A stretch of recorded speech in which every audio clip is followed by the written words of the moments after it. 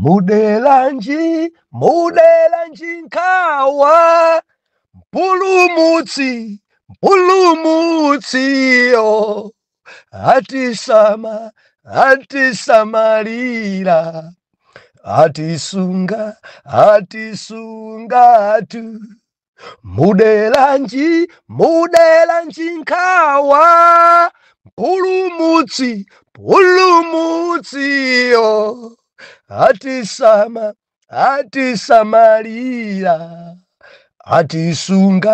atisungatu. Ndiulandireni okondedwa omvera konse kumene muli. Heneleke ichale mtumiki wanu Believer lero pa 4 April 2025 movie wachiponyeponye nkhawa. Loleni tiombe nkora, tikwangule, timalizitse subtopic imene tidayamba wiki ino. Kusalidwa chifukwa cha matenda, kupatulidwa, kutayidwa chifukwa cha vuto zimabweresa nkhawa. Tiwerenge buku lija la Luka. Believer timange wiki imene kuchokera pa buku la Luka chapter number 16 verse number 19. Mau apamwamba, fanizo la mwini chuma ndi Lazaro wa umphawi. Verse number 19. Ndipo panali munthu mwini chuma amavala chovala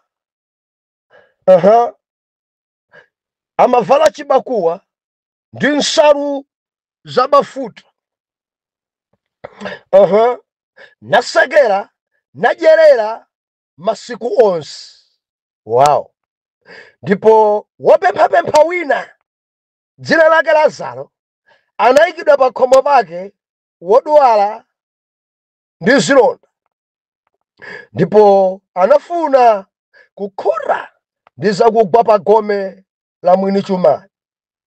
Koma agaluso anadza nanyambita zilonda zace.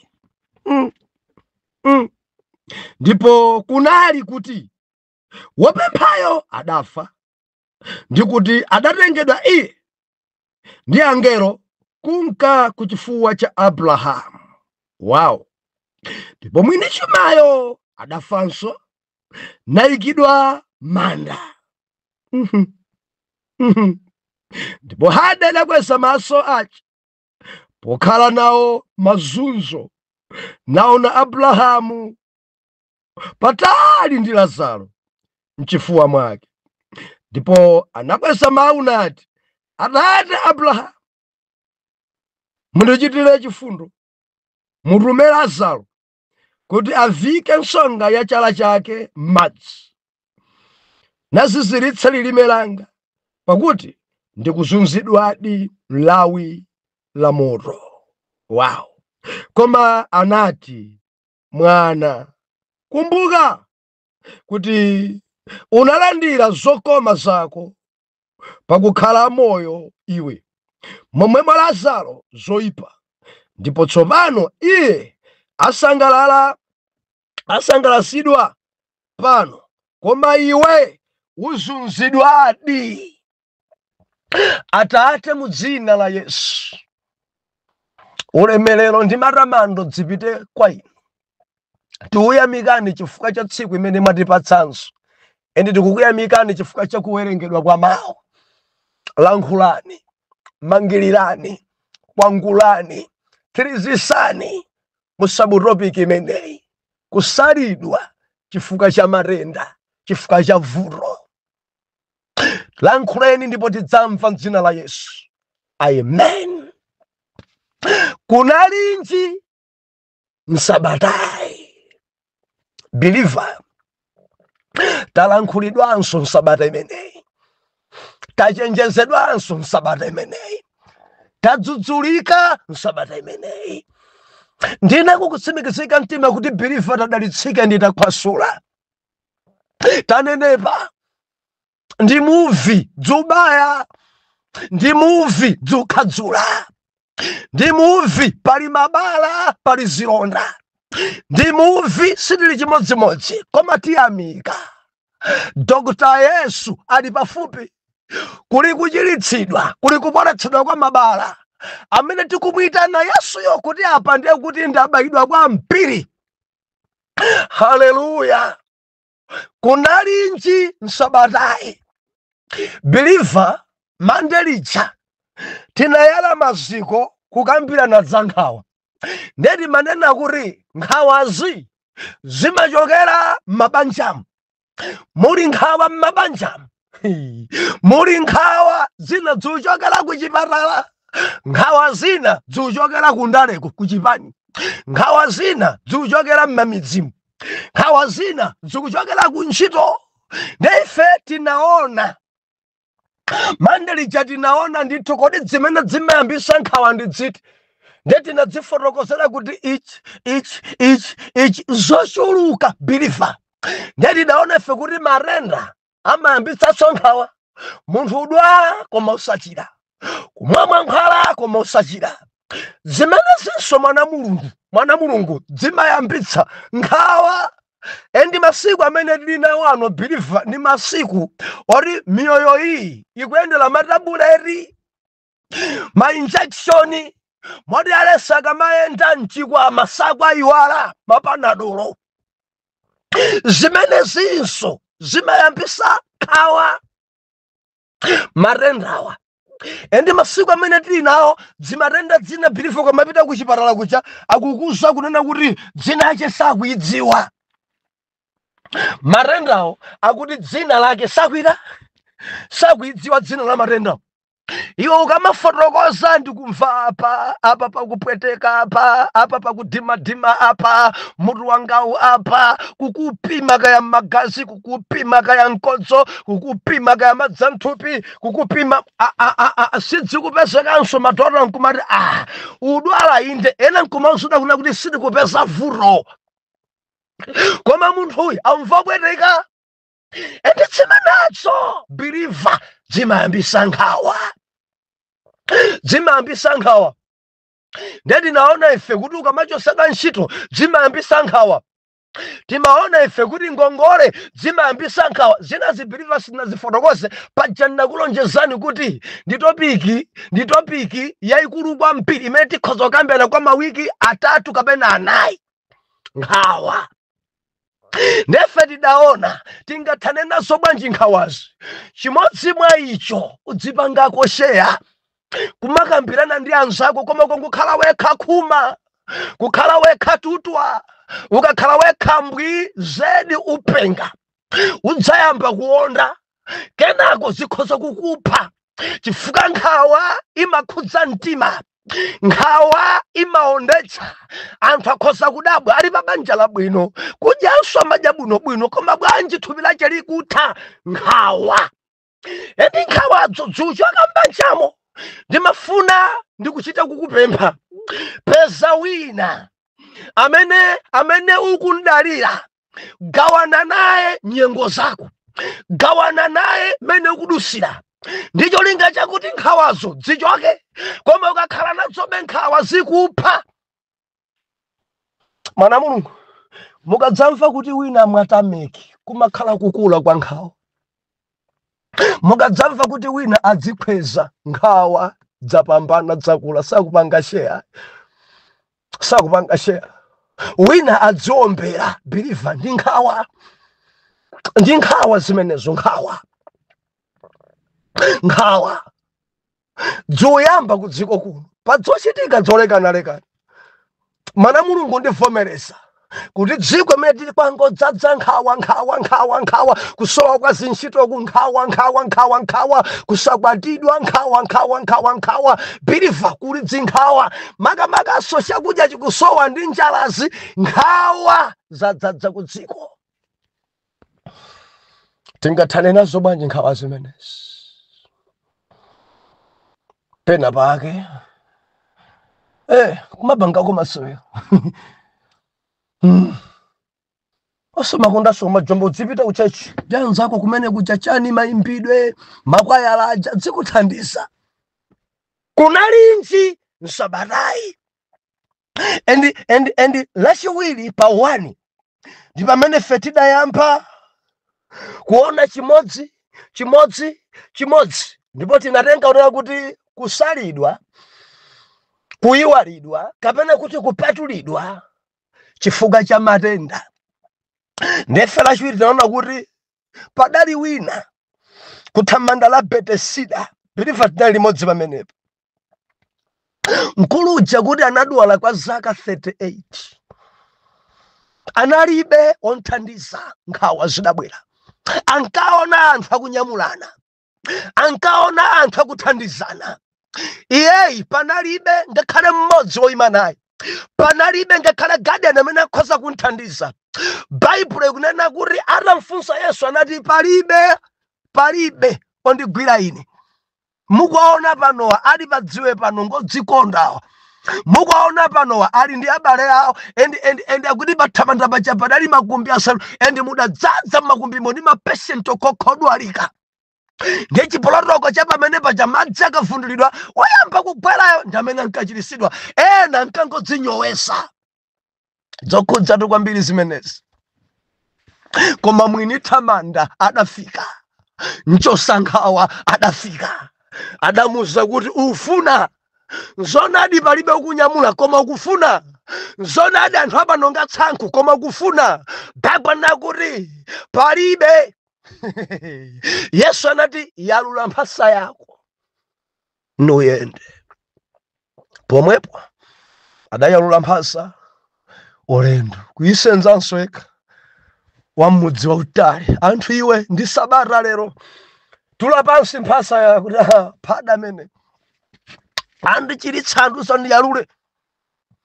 Ndakhalisa zaka 38 kanda phwanya kadzubwe rekani pitani mukakumane naye ali konko. Ati ni ndani amene ali konko? Haleluya. Ndeti manena kuti akakuchiritsa Yesu susodaso kuti ugwidwe pa mkono. Amachosa nkhawa zako wekha nkuyamba kuyenda. Munthu wodwala zaka 38 koma ekha kusenza mphasa. Wodwala 38 years koma padalibe kumgwira pa mkono. Yesu adanchirisa kumpasaso mphamvu. Ndikukhala ngati mene wina aliyense alili. Osoneka ngati agona nthawi yayitali akudwala.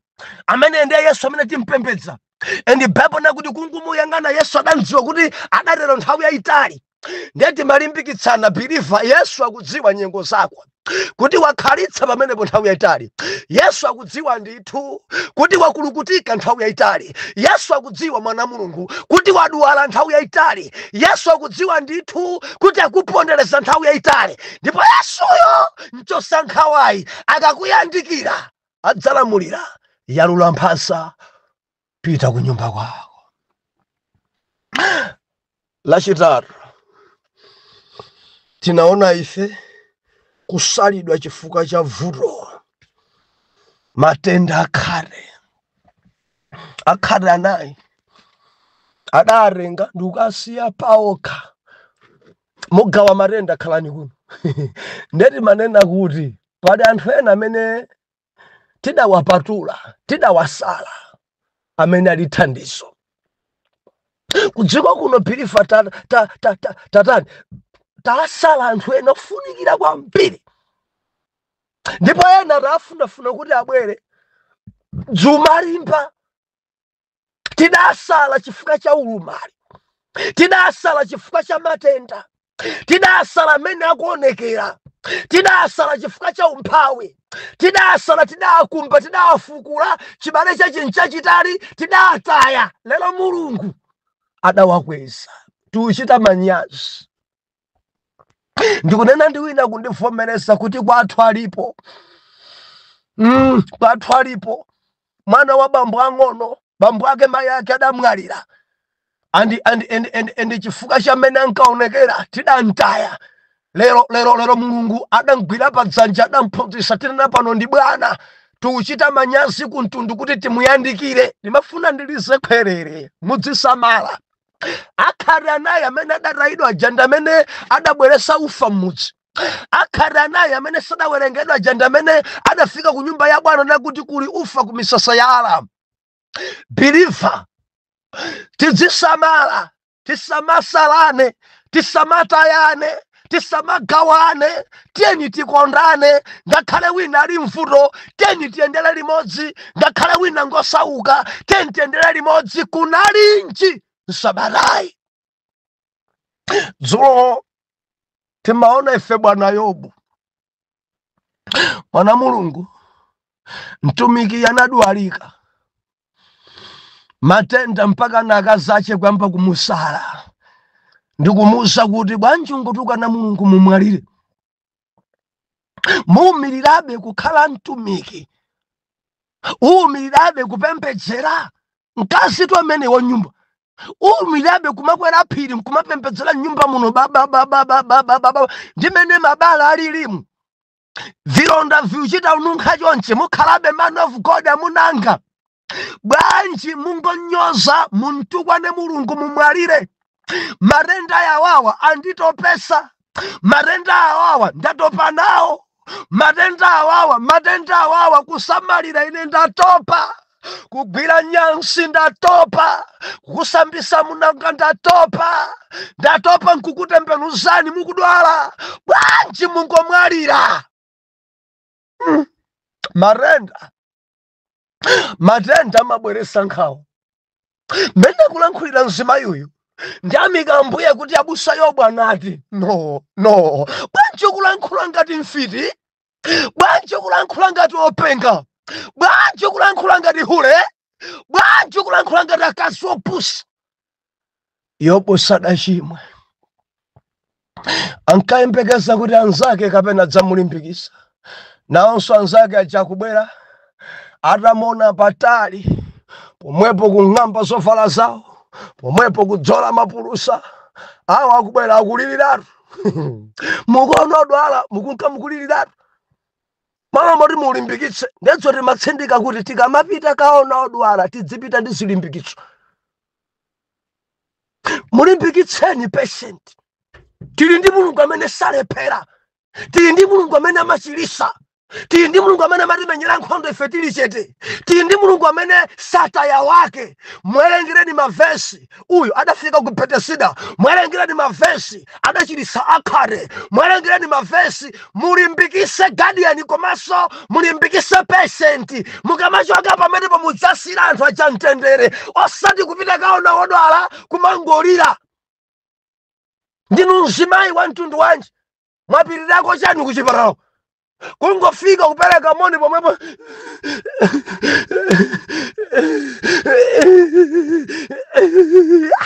Kesa mabwera kudzaona odwala.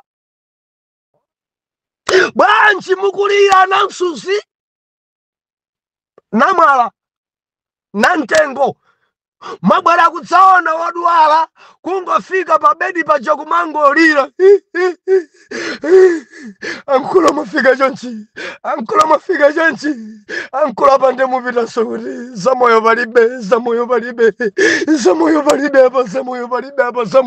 apa. Anake odwala wali pompo. Akasacha ali pompo. Inu mafika mwati mukudzaona mbale wanu. Nemufika nakuti zamoyo palibe. Nimangomfa ine kuti mukudwala. Nimaona ngati ni matenda ochepa. Nimaona ngati ndi chifuwa chabe. Nimaona ngati ni mimba chabe mukungotsegula. Mwatha plaza mapita. Bye. Wapitirako chani? Ungapitika musodwala bye wake wacha.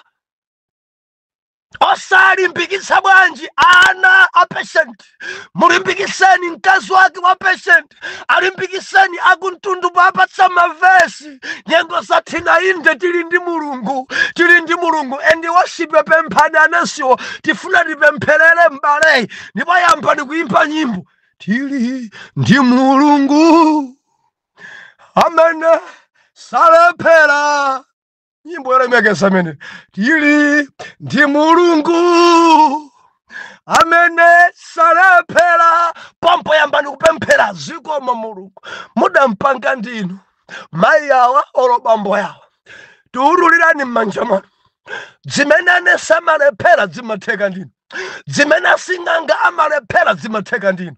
Tiupemphera mudamumpa ndinu, tiupemphera kuti mubwezeresenso mphamvu, mubwezerese mnofu pa mwana wanu, muchite naye mwapadera. Kenako mukamati ameni alimbikitseni. Tapemphera Mulungu anena kuti adzamva, ndipo pempho ya chikhulupiriro imachita kwakukulu. Tenti ndalire Mulungu kuti akhudza wadwala wathu. Ukamachoka pamenepo gadi anakhoza naye sokudya, ukamachoka pamenepo kapoliji patient akhoza sokumwa, koma kungofika ngati dzanzake za Yobu kufika dzikulira, kufika zidang'amba zovala, kufika zidadzola mapulusa. Lirani. Ine ndikuganiza kuti aneba onse a Yobu ajadathamanga nkubwera nakuti wamalizika, wamwalira mtumiki. Ayi kumpesa mtumiki atagona ngarepo koma dzanzake dziulira. Ndinu munthu wa mtundu wanji wakaona matenda osakalimbikitsa koma kumangolira? Ngati m'maso manu mofewa choncho musamapitekonso kuchipatala, musamapiteso kaona adwala. Fa mmabweresa nkhawa ndi kulira kwanuko. Bilifa mukundimva kaya? Tidzilira nthawi ya maliro. Ino amene mukupita kaona adwala mudzilira nthawi ya maliro. Dzanzake za Yobu ati zidakhala ndi Yobu 7 days. Osanena mawu onse aja chete after 7 days wina adadzuka pakati pawo. Bwana Yobu matenda awa, mabala awa amene akuonekera chonchi, pakuoneka ngati pachitika uchimo. Mulape tikupemphereni, mulape. Wina kubwera chaka chakuti matenda ngati wina chadadwala kale ni adadwala facho adaponda adaba zosirika. Mwina mbuzi zanu zija simudonjezere ndi dzimankhwala. Lapani tikupempherereni. Achina Bilidadi, achina Zofari, achina Elifazi adabweresa zinthano zawo chifukwa cha matenda. Alipo ena yake akafika kaona matenda amabweresa zinthano. Matenda atiye adamwalira nawo. Matenda awa kuteko amene adapha wa polisi wina wake ndi amenewa. Matenda awawa kuteko a headmaster ena ake adamwalira nawo. Matenda awa apeya ena ake adatisiya ndi matenda awa. Ukuneneranji zimenezi? Malo molimbikitsa wamba kunena za anthu amene adafa. Kunalinji msabatayi biliva tamalimbikitsani osati kubweresa nkhawa. Mundimva? Limbikitsani wodwala, limbikitsani magadiyani. Kudziko kuno anthu amasalidwa chifukwa cha matenda. Mundilole bwanji kuti tiwombe mkota wiki imeneyi ndi nkhani ya Lazaro. Lazaro ndi fanizo imeneyi. Lazaro akuti adali waumphawi. Lazaro anali wodwalika, osati matenda wamba. Lazaro adali ndi vilonda, endi vilonda vya Lazaro nchenche kumudya.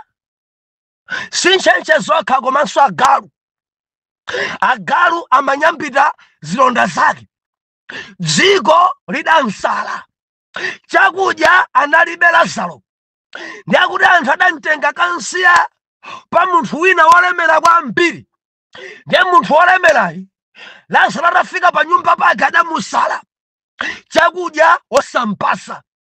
Ndi akuti ankachita kutoleza zakudya I mean zogwa pa tebulo, nyenyenswa zogwa pa tebulo ndi zimene Lazaro ankadya. Madala achumawa adamusala Lazaro, sadampase ngakhale bread, sadampase olonsima, sadampase chilichonse. Mwina olo madzi okumwa mene ankaonekera mosankampase tambula yake kuti amwe. Ankamona kuti akhoza kuadwazika. Mabala adakula, agalu ankanyambita, nchencheso kunyambita. Ndiye kuti Lazaro ankachita kununkha. Ndiye m'bale wachumayi akuti ankachita kuvala zovala zapamwamba, zabafuta, nsalu zodula, zakudya zodula, breakfast yodula, lunch yapamwamba ndi dinner yapamwamba. Bilifa kudziko kuno anthu amadya. zakudya dzine we nkumadabwa kuti zimene zikuzigula si salary yanga yonse ya ku Malawi. Believe usanditsutse. Zakudya zina malo ena. Chakudya cha mamawa, cha masana, cha madzulo kukhala nawo. Ukhoza wewe kuwerenga kuti apapa ndekuti basi salary yanga ija 3 quarters yapita. Ndi tsiku lina ukadyanso mpaka na madzulo noti kasale kanga jakata. Hallelujah. Mbale uyu olemerayi ankadya sapamwamba, ankavala sapamwamba, koma pa nyumba pake panali wodwala. Wodwalayo sadankonde, wodwalayo sadansamale, wodwalayo adamusala, wodwalayo sadampase kanthu. Bible ikunena kuti Lazaro mukuvutika kwake, mukuzunzika kwace, kumadya zogwa pa tebulo, kumadya nyenyeswa pa nyumba pa munthu wamkulu. Bible inena kuti masiku adakwana, mkuluyu adamwalira.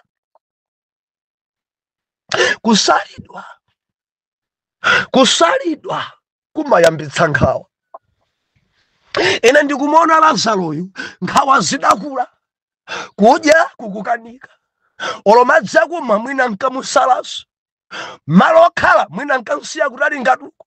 Zochitika zonse sadali kumuwerengera, zidambweresera nkhawa, zidamkuzira nkhawa.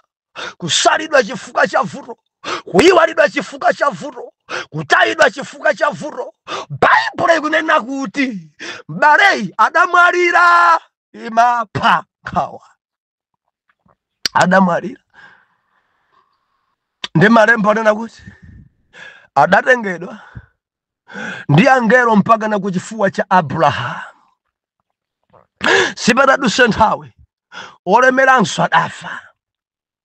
Ndimafuna nene pamenepa anzathu amene muli ndi chuma, sikuti anthu akufawa nkufuna kapena mmaganiza kuti fati ndalama alibe.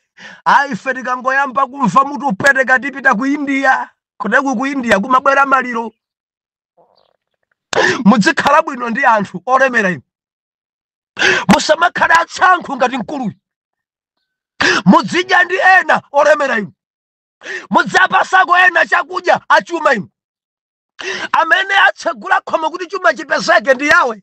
Amene adapangisa kuti muphunzire mupite ku sukulu ndi Mulungu. Amene adakupatsani kukulemeretsani ndi Mulungu. Ndimafuna ndinene pano, Mulungu si munthu akhoza kukhulula kukulandani chuma chonse nkudzakhala kapunthabuwe.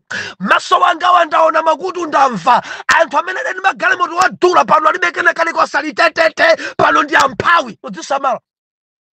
Mudzidyako ndi ena, mudzithandizako ena, mudzapasako ena, mudzimako ndi ena, mudzadalisako ena, musamadye nokha olemera inu. Ena ali zangazi sindalemere, koma ndikadzamba kulemera ndimafuna nene kuti olo itakhala thumba limodzi la ufa mudzidya ndi anthu. Olo mtakhala muli ndi 200,000 tamagawirani anthu ena amene alovutika, musamapatule. Ine mkulu uyu amandidabwisa ni munthu wanji, mtundu wanji wa munthu. Nzake ali pa nyumba koma usampasa chakudya chabwino, kumusala muyikireni mbale yake adye payekha. Koma zona patient akamadye zogwa pa tebulo, patient akamadye nyenyeswa, munthu oyipa kudziko kuti kwadzadza anthu achuma koma oyipa. Muli bwanji? Apa ntchito nonse ndikamba ndinu, kaya ndinu mphunzitsi, kaya ndinu nesi, kaya ndinu wa polisi, kaya mmagwira ntchito ku NGOs, kaya mmagwira ntchito kwa mzungu kaya kwa munthu, phunzitsani moyo wanu kuthandiza anthu. Mudzidya ndi ena, mukamasala ena wankhawa zimapha. Believe tikuomba wiki imeneyi tisamasalane, tisamatayane chifukwa cha vuto, tisamagawane chifukwa cha vuto. Ambiri mudataya chifukwa cha matenda, ena mudasiya chifukwa cha vuto lawo. Angolumala, angwadiso imodzi, angwa mwendo umodzi, angodwala-dwala, osampasa kanthu komanso kuntaya zimene zimabweretsa nkhawa, ambiri kumwalira. Ndikumemene, khalani wokonda onse, imani ndi ovutika onse, idyani ndi anzanu, vekani amene alibe zovalawo, ndimati ndikupempheni agawire nikonika ufa kalero. Ndimati ndikupempheni imanaoni enawo. Musamakhale ngati ichi cholemera chili paluka chichoipa mtima cholemera chili mukuzobala anthu ena kudziko kuno olemera ali Malawi muno anthu oipa mtima ngati uyuyu. Ndeti kunena kuti Lazaro adamwalira wachumaso adafa. Ka mukufuna kasi mukufuna deti ya imfa dzakupezani. Ndipo mukadzafa funso langa mudzapita kuti Lazaro adamwalira adatengedwa ndi angelo mpaka na kwa Abrahamu kuchifuwa. Wachuma chifukwa chakuipa mtima kwake ndi chuma chake amene sankasamalira anthu atangomwalira adayikidwa m'manda nakhala malo ozunzika kwambiri. Akuti atakweza maso ache patali adaona Lazaro patali, adaona Lazaro mu ofesi ya paradiso, adaona Lazaro akunjoya ndi Abrahamu. Bible nena kuti adampempha atate Abrahamu munditumire Lazaroyo kuti avike chala chake andidonesere madzi kulilime popeza ndikuzunzika kwambiri. Kufa ndi chuma osathandiza anthu umapita malo ovuta kwambiri. Passage ndikamaiwerenga nimafuna kwambiri ndithandize kwa inu olemera. Mukudziwa mukamakhala pa dziko pano mukusimbwa kwambiri. Mukamapita kumudzi kutengeratu madzi osakamwa kumudzi bwanja madzi akumudzi matenda. Komatu kuli mipopi. Kuli zitsime zimene boma yakumba. Sakumwanso amtsinje oyenda. Koma akafika kumudzi omakhani madzi okale asudi. Abani zimabotolo zawo ma 5 liters ma 2 liters ma half liters bwanja litagula kale madzi athu kutaoni kakhala masiku awiri adzimwa madzi awo mpaka na masiku awiri kutha endi madzi awo akatha kwa nkosamu akuti akopa kutsegula mimba. Ndimafuna ndinene mukamwalira opanda Yesu, mukamwalira opanda Yesu ndi nkhanza zanuzo mudzalakalaka madzi anchala anzikhadabo. Taina ni manena ba. Lazaro wa mabala uja, Lazaro wa nchenche uja, Lazaro amene agalwa nkanyambita uja. Bible nakuti wachumayi ali kuhade kumanda adalakalaka madzi osati asidi osati anchitsime, adalakalaka madzi ochokera muzikhadabo za Lazaro wa vilonda. Biliva ku Gahena kopanda Yesu kuli chindima kuli kutentha lilime limauma kwa kufunafuna madzi osapeza. Madzi aja achizunguzungu aja madzi asudi aja biliva akupezeka pa dziko pano muli moyo. Koma mukafa mukafunafuna madzi amene ziwero apondaponda kuti muamwe koma dzakusowani. Ndikulankhula ndi wina, phunzitsani moyo wanu chifundo. Phunzitsani moyo wanu kudya ndi ena. Phunzitsani moyo wanu kuthandiza ena kuti mwachose nkhawa. Phunzitsani moyo wanu kugawa kwa anthu osauka. Phunzitsani moyo wanu chuma chanu chitumikire ku ntchito ya Mulungu. Phunzitsani moyo wanu kuti muchose nkhawa. Malemba anena kuti adayankhidwa ndi Abrahamu, mbale zosatheka zimenezi. Uli pa dziko udanjoya kwambiri. Lazaro kuzunzika. Lero ni nthawi ya Lazaro. Lero akunjoya ndi Lazaro. Konko sizingatheke kukupasa madzi akuno. Ndipo sizingatheke kuti tiyenderane pali pompho. Kureku konko ni nthawi ya mavuto. Udafa opanda Mulungu, udafa uli ndi jabu. Nawo jabuyo akumvesa kuwawa ku Gahena kwakoko. Palibe kuyenderana ndi Lazaro. Ndimafuna ndilize kwerere okondedwa omvera. Ukakhala ndi Yesu nkumwalira umakhala kuchifuwa cha Abrahamu, nkumacheza ndi achina Danieli, nkudzaonana ndi achina Petro, nkukacheza ndi achina Nehemiya, nkukakambirana nawo era mtimawo. Ndimafuna ndilize kwerere uli pa dziko pano. Phunzitsa moyo wako kudya ndi ena udzichosankha kuti ukamwalira udzakhale pamodzi ndi Davide mfumu, maso ndi maso papapa ndachita Shadraki, Meshaki ndi Abedenego mparadiso.